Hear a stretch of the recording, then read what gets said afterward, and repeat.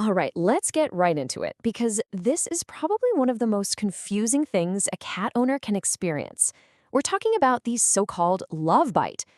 That moment when a perfectly sweet cuddle session suddenly turns sharp. It's totally baffling, but today we're going to decode it together. So, does this whole scene sound familiar? You're having a great time with your cat, they're purring, you're petting them, everything feels just right. And then, bam, out of absolutely nowhere, you get a mouthful of teeth on your hand. What just happened? It's like a switch flips, right? One second it's all purrs and bliss, and the next you get this sudden, sharp warning. It can honestly feel a little personal, like a betrayal.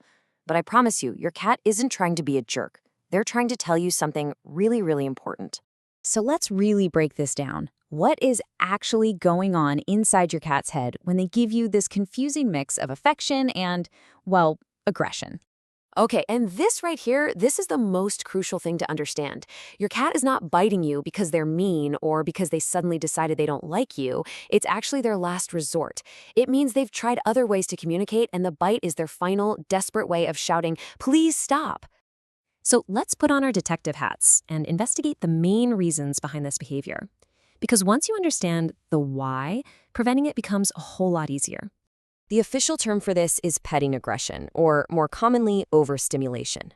Think of it like this. Every cat has a sort of internal battery for being touched.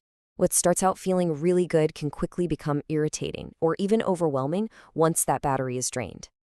Now, there's a small but pretty important difference to know here. Overstimulation is more of an emotional thing. It's just too much of a good thing for too long and they get overwhelmed. But petting-induced aggression, that's a direct reaction to a physical touch that just feels bad to them, maybe because you've hit a sensitive spot like their belly or the base of their tail. This analogy just hits the nail on the head. Imagine someone is tickling you. At first, it's fun, right? You're laughing. But if they keep going and going and going, it stops being fun. It becomes unbearable. That bite is your cat's way of smacking your hand away when they just can't take it anymore. Of course, it's not always just overstimulation. A cat's entire history plays a huge part. If they weren't handled much by humans when they were a tiny kitten, or if they have a bad memory of being petted and then suddenly grabbed, that hand coming toward them can feel more like a threat than a friendly gesture. But here's the good news. These bites almost never, ever come out of the blue. Cats are giving us little hints and warnings all the time. The real trick is learning how to speak their language. Okay, so let's get specific. First, watch the tail. A gentle swish is one thing, but if that tail starts thumping on the ground or whipping back and forth, that's a huge sign they're getting agitated. Then, check the ears. If they start to flatten or turn to the side, we call them airplane ears, they're not happy. Their pupils might get really big, and you might even see the skin on their back start to twitch or ripple. These are all yellow flags telling you to back off. And here's the thing, most of these bites happen when we're just not paying attention. We're mindlessly petting our cat while we're watching TV or scrolling on our phone, and we totally miss all those signals, the thumping tail, the flat ears, until it's too late. All right, so now we get to the really good stuff. How can we use all this knowledge to not just prevent bites, but to actually make our relationship with our cat even stronger? This is such a great little tool. It's called the consent test. Instead of just going in for a pet, just hold your hand out a couple of inches away from them. If they want to be petted, they'll lean in and rub against you. That's a definite yes. But if they don't move or they lean away, that's a no. It's all about giving them the power to choose. And let's keep these best practices in mind. Most cats absolutely love being scratched around their cheeks and under their chin. The belly and the base of the tail, though, those are often no-go zones. And try to figure out your cat's personal time limit. If you know they usually get annoyed after 3 minutes of petting, stop at 2.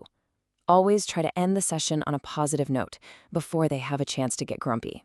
Now, what if a bite does happen? What you do in that exact moment is so important. Your gut reaction is to yank your hand away as fast as you can. But you have to fight that instinct. Pulling away can actually make them bite down even harder. The best, and I know the hardest thing to do, is to completely freeze. Just stop moving. Once they realize your hand isn't prey, their jaw will relax, and then you can slowly, carefully pull your hand back. And please, this one is huge. Never, ever, ever punish your cat for biting. Yelling at them, or worse, hitting them, it only teaches them one thing, that you are unpredictable and scary. It will absolutely shatter their trust in you, and it can actually make their aggression even worse in the long run. When it comes right down to it, it's all about this. When you learn to read your cat's body language and you respect the boundaries they're setting, you aren't just avoiding a bite. You are building a foundation of trust. You're showing them they're safe with you, and that strengthens your bond in a massive way. So the next time you sit down for a cuddle with your cat, don't just pet them on autopilot. Really watch them. Listen to what their body is saying, and ask yourself, what is my cat trying to tell me right now? I bet the answer will surprise you.